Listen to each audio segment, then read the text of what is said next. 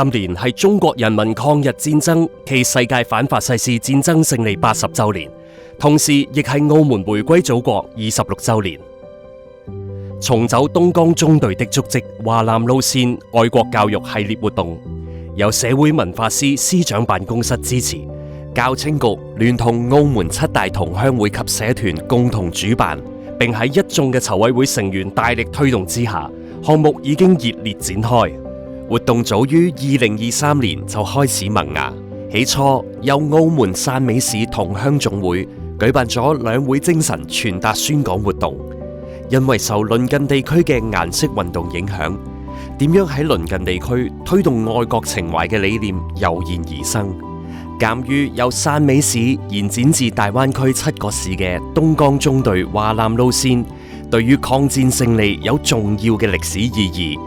於是便由召集人吳利芬先生發起，聯動全國人大代表何敬倫先生及澳門汕尾市同鄉總會理事長吳華威先生組成籌委會，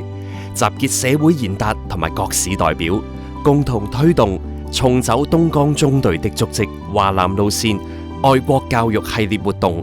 不單止得到社會各界代表嘅支持同埋參與，更加得到省統戰部同埋中聯辦等多個單位嘅肯定。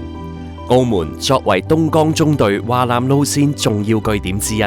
本身就擁有多個代表性嘅革命遺址。澳門特別行政區政府亦高度重視，特別頒發中國人民抗戰勝利80週年嘅紀念章予澳門兩位烈士後人。而今次嘅活動更以澳門為起點，串聯廣州、汕尾、惠州、中山、江門、東莞、深圳、香港等8個城市嘅紅色故事，組織師生走訪粵港澳大灣區革命遺址，重溫抗戰歲月，弘揚愛國精神。喺2025年4月，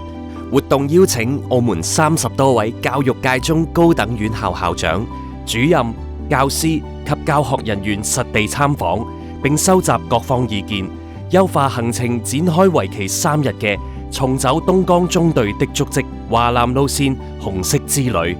喺7月中，活動規模進一步擴大，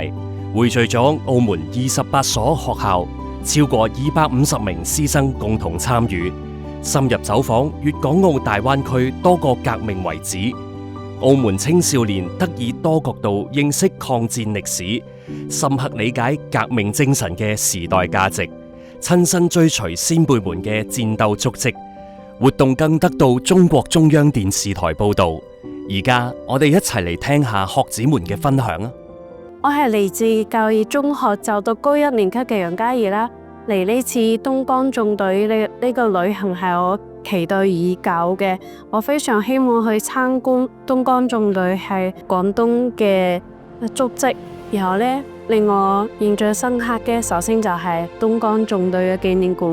入邊嘅設施同埋文字同埋一啲文物啦，都非常之有意義，可以讓我更深刻了解中國歷史嘅影響有幾大，而且非常有意義。我覺得我哋應該要傳承落去。我係高一班嘅何家樂啦，我而家就讀嘅係教育中學。而我今次參加呢個團體嘅原因係因為我係想再更加深入嘅了解翻抗日嘅歷史，嚟將呢個精神傳揚翻落去。當我參觀咗東莞同埋廣州各地嘅一啲抗日紀念館之後，我更加深有感觸，因為佢哋十分之還原翻當時嘅情況同埋各種文物，令嗰啲歷史嘅狀況喺我腦海中重新顯現翻出嚟。再翻到酒店嗰陣時都若有所思，所以我決定今一次我翻到去澳門之後，我亦都會將呢種紅色精神傳揚翻去我學校嘅同伴嗰度。活動特別製作重走東縱路激揚家國情系列紀錄片，收集嚟自粵港澳大灣區各地感動人心嘅抗戰故事，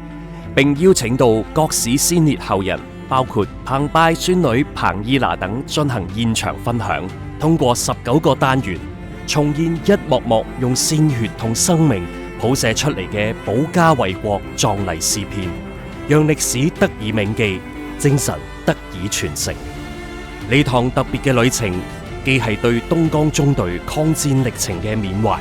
更係澳門青少年對國家認同同埋民族精神嘅深刻學習。現在等我哋一同出發，感受呢趟重走東眾路、激揚家國情嘅壯麗旅程啦！